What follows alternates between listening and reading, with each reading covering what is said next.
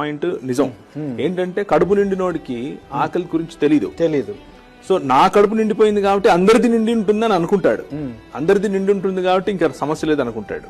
రెండోది అదే అప్లికేషన్ ఒకవైపు మన తాతలు తండ్రులు మన ముందు నడిచినటువంటి వాళ్ళు ఎన్ని కష్టాల గుండా వెళ్లి ఈ డిగ్నిటీని, మానవుడికి ఉండాల్సినటువంటి డిగ్నిటీని మన చేతికి ఇచ్చారో, దేశ పౌరులకు ఉండాల్సినటువంటి డిగ్నిటీని దేశాన్ని నడిపించినటువంటి వాళ్ళు ఏ విధంగా తీసుకొని వచ్చి ఇచ్చారో ఇది మర్చిపోయారు. చరిత్రను మర్చిపోవటం మొదటిది, కడుపు నిండిపోవటం.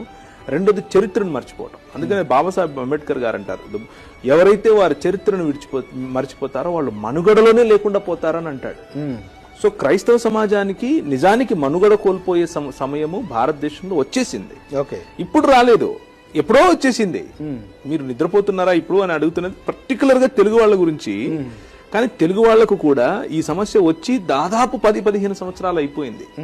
ఈ రోజు కూడా ఇంకా మనం నిద్రపోతున్నారా అని అనుకుంటున్నాం నిజానికి.